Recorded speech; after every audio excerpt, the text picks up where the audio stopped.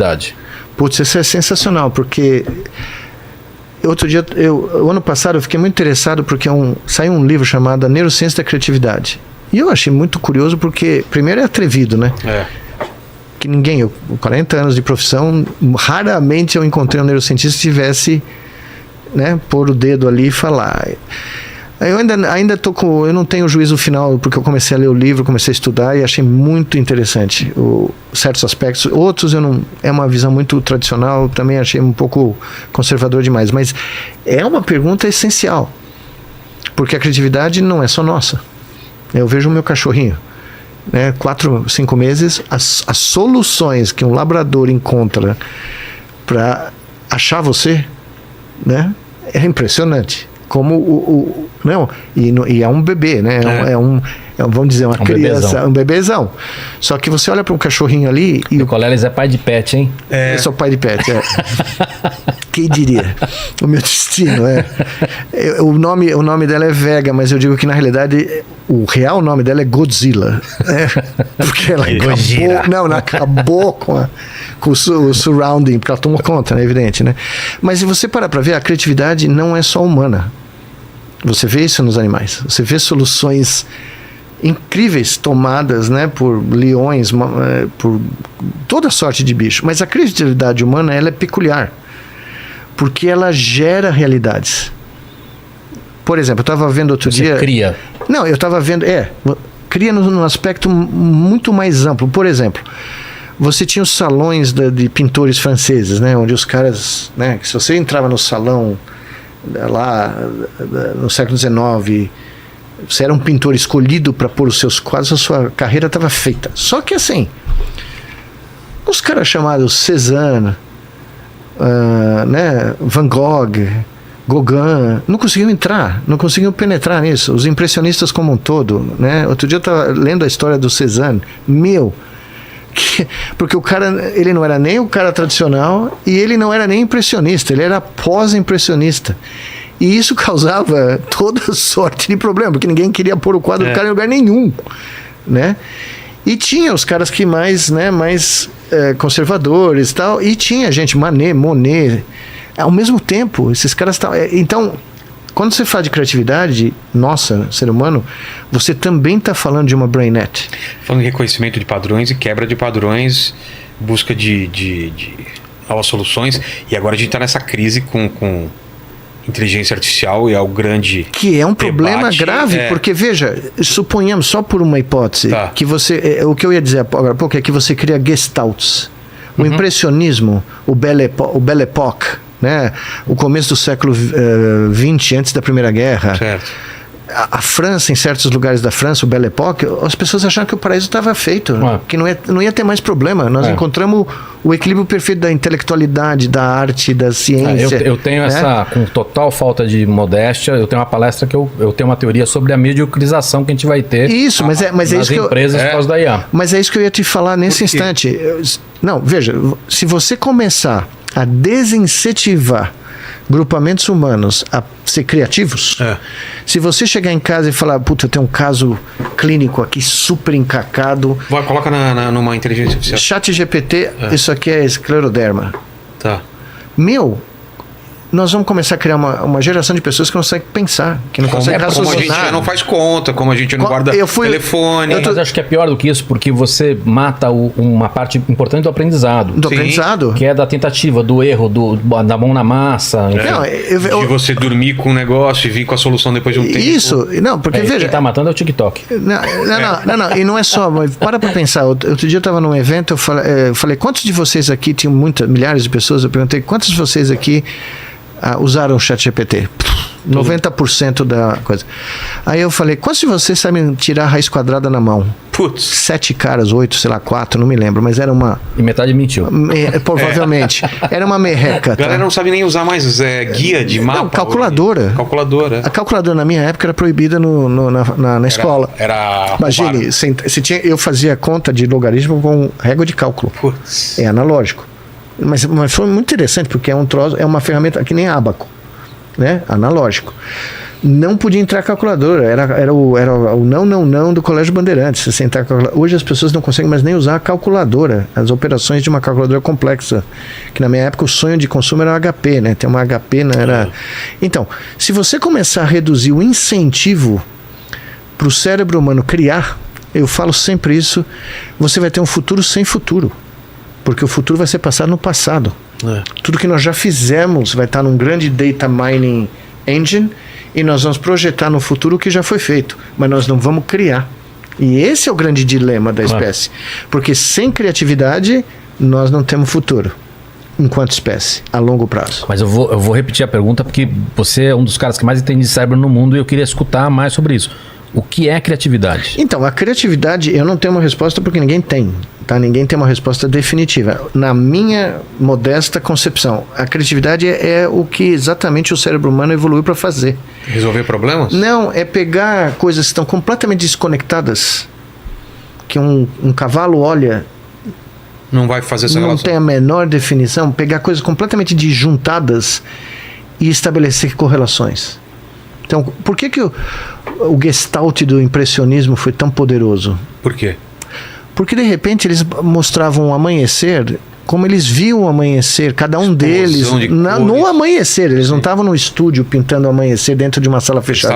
Estavam lá. O Monet pintava no jardim dele. Toda a variação de luzes. Todas as luzes. O Cézanne, quando eu fui lá em Aix visitar a Saint-Vittory, que é a montanha que ele pintou 200 milhões de vezes, eu não sei quantos quadros, são 50 quadros da mesma montanha, Aix-en-Provence, né, onde ele nasceu e onde o Zola nasceu, que era o grande amigo dele. Imagine, o par de infância, Émile Zola e Paul Cézanne, tá? Tem até um filme sensacional francês que vale a pena assistir, a vida deles, né? Pois bem, esse cara pintou essa montanha trocentas milhões de vezes, porque cada momento que ele ia lá, a montanha era diferente, e ele fala isso. O cara pergunta para ele, porque o pai nunca se conformou, que ele era pintor, não ganhava dinheiro. Pô, mas por que você pinta essa maldita... Ele falou, porque ela nunca é igual.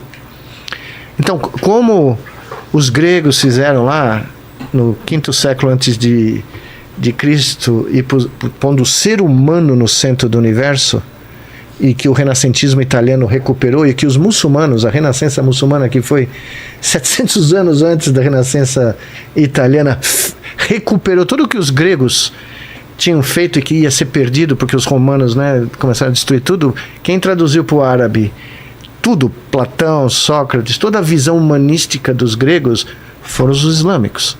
Tá? Foi o mundo islâmico, que depois a Europa recuperou, traduziu de novo para latim. Tá? Mas enfim, o que aconteceu? O impressionismo X se falou, não, eu não vou ser um retratista, eu não vou fazer o realismo como se fosse uma fotografia, eu vou dar a minha impressão. Eles colocaram o olho humano de novo no mundo, né? Uma abelha não vai fazer isso. Então essa criatividade, na minha impressão, na minha visão, é essa junção de coisas absolutamente ao léu, que de repente você mistura e sai um Da Vinci, ou sai um Michelangelo, né? Lusíadas, sai um... Lusíadas é uma boa, mas eu diria que quando você vai... Eu fui recentemente para Florença, né? Depois da pandemia melhorar um pouco, depois de 4 anos eu fui para Itália para ver esse negócio de Milão. Eu saber de Milão, depois... eu parei em Florença e fui ver pela primeira vez na minha vida o Davi. Fica enorme, eu não sabia que era grande, né? Tinha uma fila, né? Imagina, você fez um barato 600 anos atrás, 500 anos atrás. Tem gente fazendo fila no século XXI para ver o que você esculpiu. Aí você chega lá... Vê e se emocionar, né? Não, eu tenho 5 metros de altura, que é a primeira coisa que você se choca, né? Aí você começa a olhar... Eu fiz anatomia, né? Eu estudei anatomia humana, né? Eu comecei a olhar a perna do Davi, comecei a olhar o tronco, o braço. Eu falei, meu Deus do céu! E o Michelangelo dizia o seguinte, olha como a criatividade vem. Perguntaram uma vez para o Michelangelo, como é que ele... né? A Pietà, Moisés, Davi... Eu falava, é simples...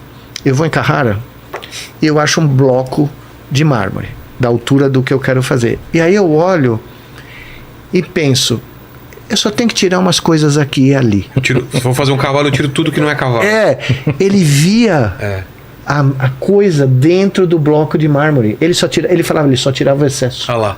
Vocês tinham colocado, né? Não, você põe o Davi aí, porque, sinceramente... É incrível, né? Não, e você vê, não no caso do Davi, mas você vê como os caras conseguiram trabalhar a dobra de tecido, né? Não, a Pietà, a primeira vez que eu vi a Pietà em Roma, olha lá.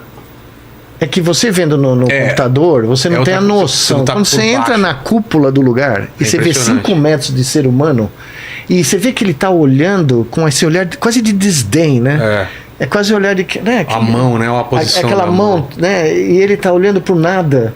E você entra aí em volta e as pessoas... O que eu achei mais incrível, as pessoas param e elas ficam petrificadas. Você esperaria que todo mundo andava, né? Ficava andando. Eu olhei assim... E você vê que o impacto é tão gigantesco porque parece que é um ser humano que está ali, né? Gigante. Um gigante, né? E aí você vê a Virgem Maria com Jesus Cristo, né? Jesus morto e a Virgem, a Pietà, né? E você vê os detalhes da roupa da Virgem Maria. Quer dizer, o cara tinha na cabeça dele, ele nunca viu a Virgem Maria. Ele tinha essa capacidade do inconsciente dele gerar uma imagem que ele transportou para a pedra. Ou tirou o excesso, né? Se a gente quiser fazer justiça para ele, né? E essa é a condição humana. Isso nenhum computador vai fazer. Nenhum programa de inteligência artificial vai criar um outro Davi. Ele pode copiar esse aí. Olha lá a comparação. Olha os caras limpando. Parece o Tiririca limpando. São 5 metros de pedra. Olha o abdômen do cara. Olha os músculos do abdômen, né? E Nicoleles, o que é de Milão que você estava falando? Você vai para lá? Não, Milão, eu criei... no final da pandemia, eu senti que eu não sabia dos números, né? Porque só saiu agora. Mas eu senti que a coisa ia ser...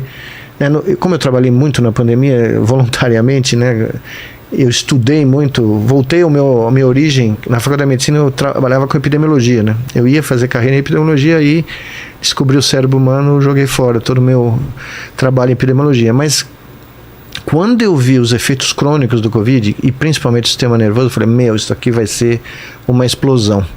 E eu comecei a conversar com os meus amigos ao redor do mundo, falando, veja, nós temos que achar outras formas de tratar esse pessoal.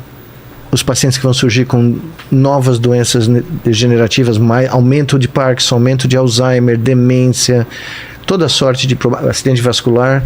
E eu criei esse projeto chamado Treat 1 Billion, tratar 1 bilhão, que é usar não a forma clássica medicamentosa, farmacológica, que eu não acredito que vai dar conta disso, mesmo porque não dá agora, mas usar toda essa história de interface cérebro-máquina, neuroprótese, tudo que eu aprendi de plasticidade para criar um novo modelo de tratamento desses pacientes. E ocorreu que um grande amigo meu, o Gianvito Martino, que é o professor e o vice-reitor, o provosto de ciência dessa Universidade de São Rafael, do Hospital São Rafael em Milão, falou, olha, nós estamos nesse momento à procura de uma nova missão na área de neuro. E ficamos 2 anos escrevendo um business plan científico, um calhamaço desse tamanho, para criar o primeiro polo de neurotecnologia da Europa, voltada à disseminação de terapias e tecnologias para tratar essas doenças chaves que explicam esses 43% da humanidade.